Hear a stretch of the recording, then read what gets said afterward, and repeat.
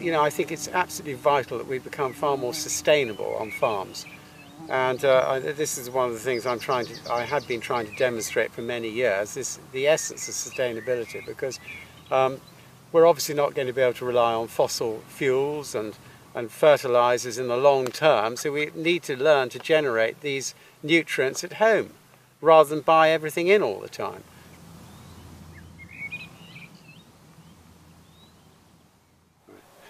My name's Henry Edmonds, and I've been farming at Chelderton since 1975, when my father died.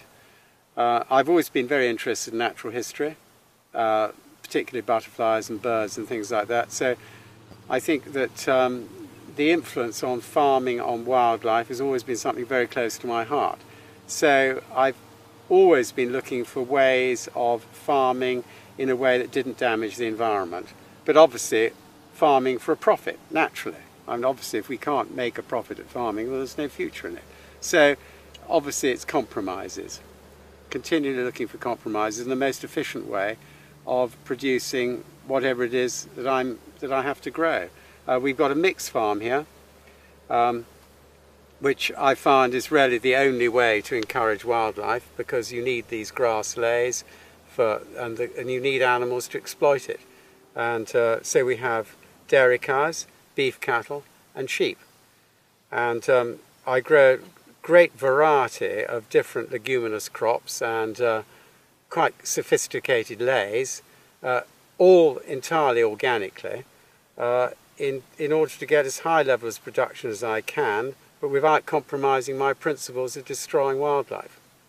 To describe the farming system, it would be basically a 4-year lay of one form or another, basically all based on leguminous crops. And after 4 years, there are exceptions to this, there are no fast rules. For instance, the sainfoin field, like the one we're sitting in at the minute, has been done for about 10 or 12 years already. So different criteria here, because there is a very good plant of sainfoin here and there's no need to ply it up. It's still very productive. It is a feature of the crop. So after 4 or 5 years, the lays are generally applied, and then we grow 2 years of cereal crops. Those cereals are grown without any form of herbicides or anything like that.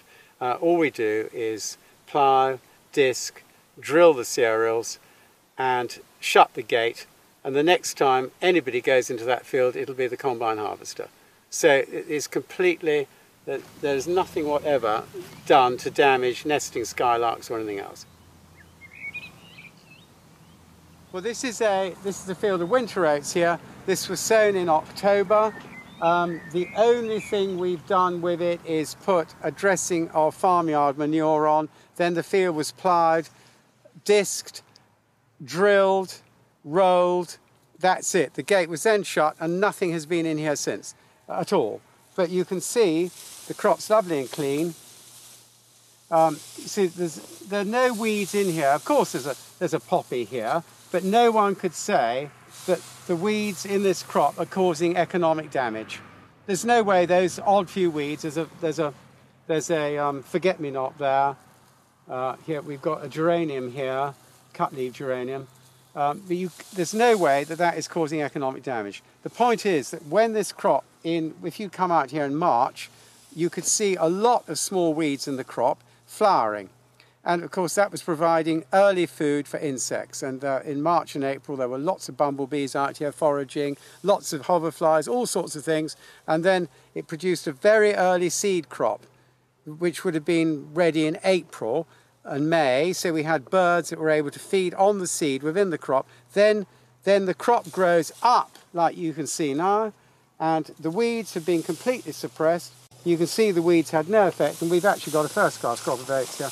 I'll just go in here, just so you get some idea of the scale of the crop.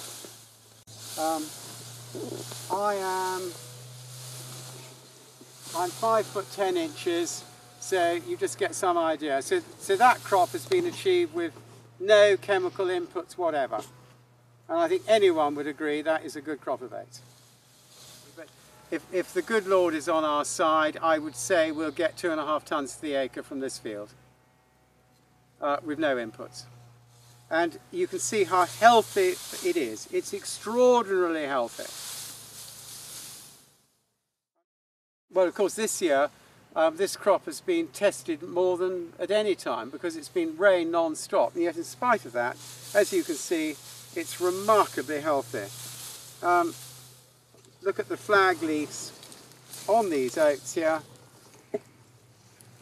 Fantastic flag leaf for photosynthesis. And that one actually, that's quite interesting. That leaf there has been eaten by a sawfly. Sawfly larvae had to go at that, but as far as I'm concerned, that's great because that's providing food for birds, particularly grey partridges. So it's all a sign of a living, healthy crop, a living, healthy environment.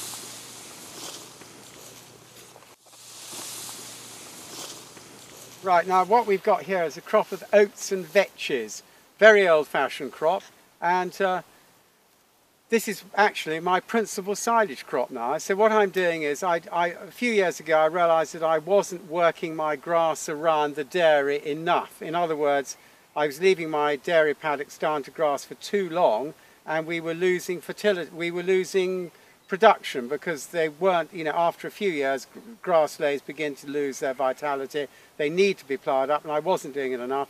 So I thought, well, what's the best way of freshening up these grass mixtures?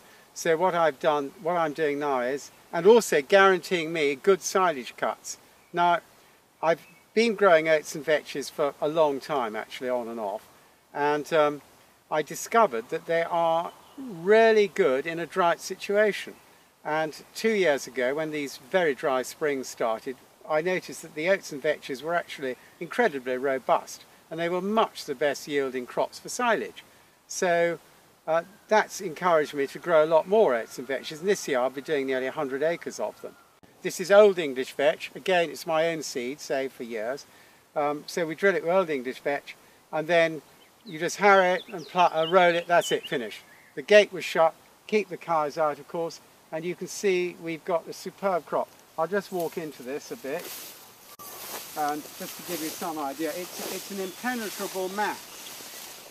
A few poppies in here. This is, as I said, it's first year out of grass.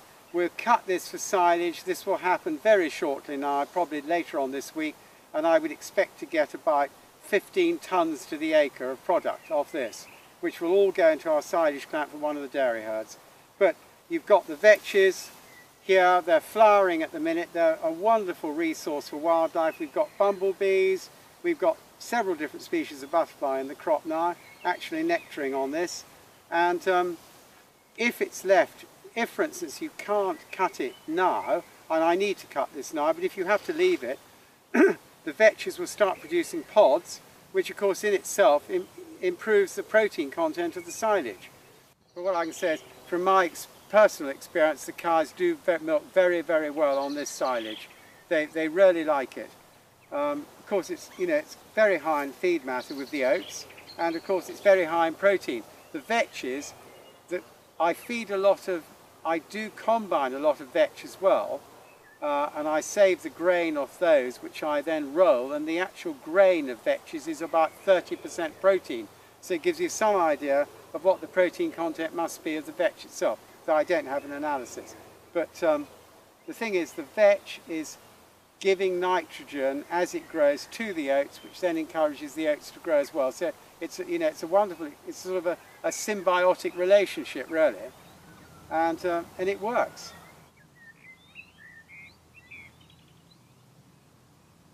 The farmers are completely at the mercy of agrochemical manufacturers, world prices and everything else, and they've just become the producers of commodities.